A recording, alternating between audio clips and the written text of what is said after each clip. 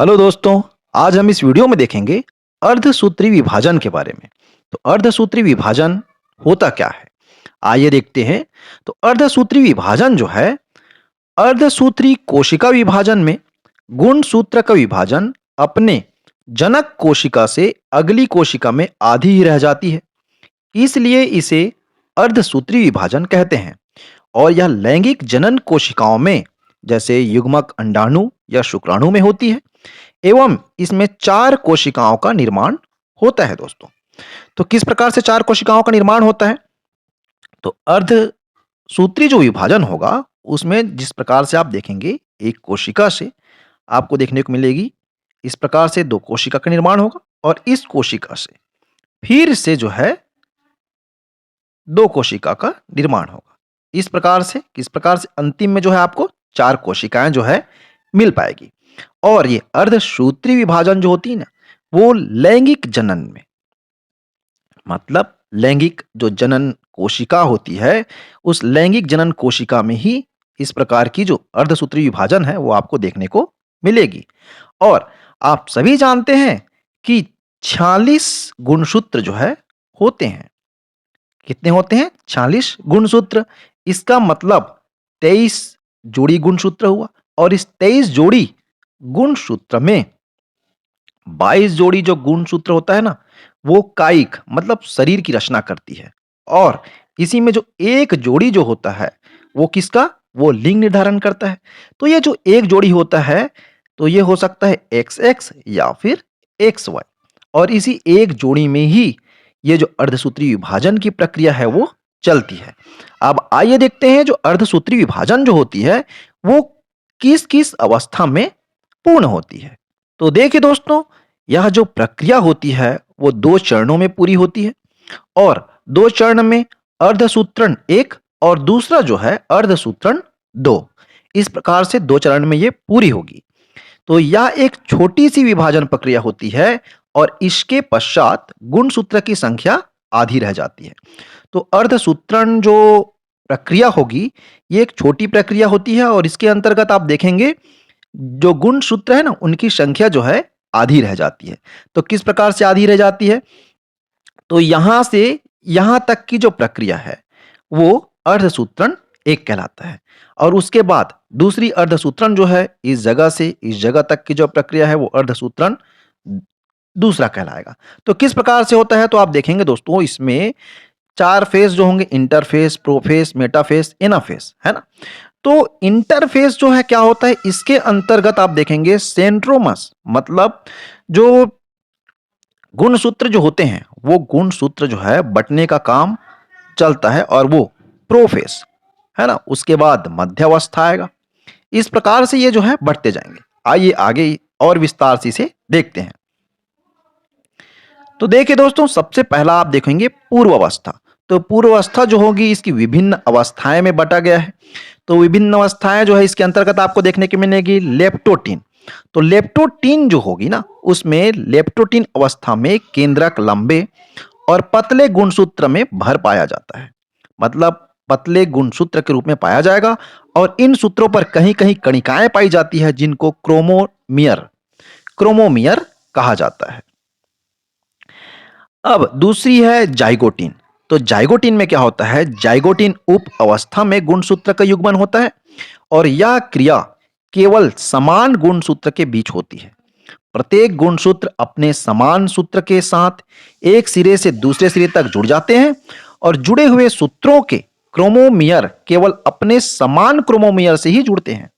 तो किस प्रकार से? समान जो गुणसूत्र क्रोमोमियर है उसी से जुड़ते हैं और जाइगोटीन अवस्था के अंत तक युग्मन की क्रिया पूर्ण हो जाती है और गुणसूत्र के ऐसे जोड़ों को द्विसंयोजक कहा जाता है।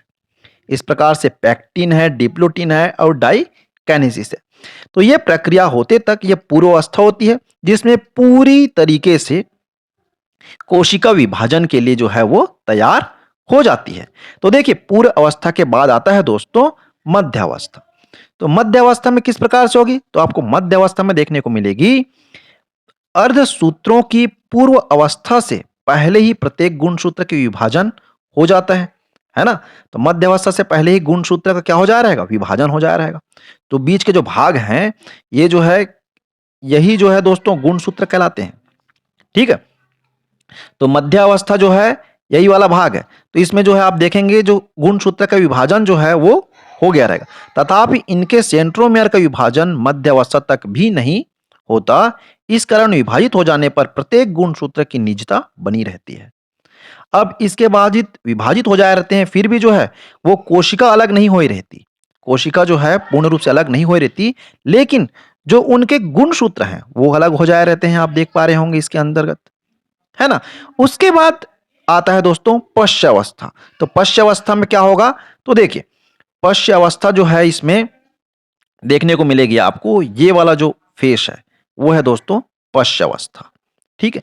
इस पश्य अवस्था में आप देखेंगे प्रत्येक गुणसूत्र अपने साथी से अलग हो जाता है। तो प्रत्येक गुणसूत्र जो है अपने साथी के साथ जो है क्या हो जा रहा है? अलग हो जा रहा है। ये अलग और ये अलग आपको दिखलाई पड़ रही है ना? और प्रत्येक द्विसंयोजक के दोनों गुणसूत्र का विघटन हो जाता है और युग्मित गुणसूत्र में से किसी ध्रुव की ओर जाता है और दूसरा उसके विरुद्ध ध्रुव की ओर। इससे यही स्पष्ट है कि प्रत्येक ध्रुव पर गुणसूत्र अपनी आधी संख्या में ही पहुंचते हैं। तो आपको दिखलाई पड़ रही होगी, ये जो है एक एक ध्रुव की ओर, मतलब किस प्रकार से बट रही है दोस्तों, यहां पास आपको देखने को मिलेगी। इसमें ये जो है आधी इस ओर और आधी इस ओर, क्योंकि यहां पास एक ध्रुव है और इस जगह एक ध्रुव है। तो ये ऊपर की ओर जा रही है दोनों, और ये जो है नीचे की ओर। तो क्या हो जा रहा है इसमें? इसमें ये हो जा रहा है, आपको देखने को मिलेंगे कि युग्मित गुणसूत्र, मतलब जोड़े में गुणसूत्र जो है वो किसी ध्रुव की ओर जाता है। ये कौन सी अवस्था में होता है? पश्य अवस्था में। पश्य अवस्था के बाद आप देखेंगे, पश्य अवस्था के बाद वो फिर से, मतलब जिस प्रकार से हम लोगों ने समसूत्री विभाजन के बारे में पढ़ा है ना, तो पश्य अवस्था के बाद जो है फिर से समसूत्री विभाजन की प्रक्रिया चलती है दोस्तों। तो देखिए किस प्रकार से ये होती है आगे। अब जो पश्य अवस्था आता है, उस पश्य अवस्था के बाद में आपको अंतराल अवस्था बहुत ही अल्पकालिक होती है और कुछ जंतुओं में तो होती ही नहीं। तो पश्य अवस्था के बाद इस जगह का जो भाग है वो थोड़ा सा टाइम लेता है, जिसे हम अंतराल अवस्था कहते हैं। बीच में जो जिस प्रकार से इंटरवल होता है ना फिल्म के बीच में, वैसे ही इस प्रकार की जो कोशिका विभाजन हो रही होती है, जो अर्धसूत्री कोशिका विभाजन, उसके बीच में भी अंतराल अवस्था आता है और ये अंतराल अवस्था कुछ समय के लिए होता है। उसके बाद आगे का जो प्रक्रिया है वो सेम टू सेम समसूत्री विभाजन की जैसी प्रक्रिया होती है। देखिए किस प्रकार समसूत्री विभाजन की जैसे प्रक्रिया आगे होगी। उसके बाद अर्धसूत्रण 2। तो अर्धसूत्रण 2 इस वजह से कहा जा रहा है दोस्तों, यहां तक की प्रक्रिया जैसे मैंने बताया था ना, यहां तक की प्रक्रिया जो है अर्धसूत्रण 1 के अंतर्गत होता है ना? और इस जगह से आप देखेंगे कि अर्धसूत्रण 2 के अनुसार, मतलब समसूत्री विभाजन इसके अंतर्गत फिर आगे की प्रक्रिया चलेगी। तो देखिए, अंतराल अवस्था का अंत होने पर फिर पूर्व अवस्था का प्रारंभ होता है, जिस प्रकार से इसमें हुआ। मध्य अवस्था, उसके पश्चात अंत्यावस्था का क्रम वैसे ही होता है जैसे साधारण समसूत्रण में अर्धसूत्रों में एक के बाद एक 2 बार कोशिका विभाजन होता है। इस प्रकार दोनों कोशिका विभाजन की अवस्थाओं का पृथक पृथक निर्दिष्ट करने के लिए उनके मध्यावस्था 1 और मध्यावस्था 2, अंतावस्था 1 और अंतावस्था 2 आदि कहते हैं। तो किस प्रकार से ये बाकी की जो प्रक्रिया है वो समसूत्री विभाजन की तरह होती है और अंतिम में आपको देखने को मिलेगी चार चार कोशिकाओं का निर्माण होता है। तो समसूत्री विभाजन में कितने? 2 कोशिका का निर्माण होता है, 1 से 2 कोशिका का निर्माण। परंतु इसमें 1 से कितने कोशिका का निर्माण हो रहा है? इसमें 1 कोशिका से 4 कोशिकाओं का निर्माण होता है। तो ये होता है दोस्तों अर्धसूत्री विभाजन। अब अर्धसूत्री विभाजन और समसूत्री विभाजन की जो प्रक्रिया है उसमें अंतर आपको देखने को इस प्रकार से मिलेगी। तो देखिए, माइटोसिस जो है अर्धसूत्री विभाजन, इसमें किस प्रकार से आप यहां पर देख पा रहे होंगे, गुणसूत्र जो है और कोशिका किस प्रकार से बट करके 2 पुत्री कोशिका, जिसे इंग्लिश में डटर सेल कहा जाता है, किस प्रकार से बटता है। और जो अर्धसूत्रीय विभाजन जो होता है ना, मियोसिस जिसको हम इंग्लिश में कहते हैं, वो मियोसिस में किस प्रकार से कोशिका विभाजन होता है?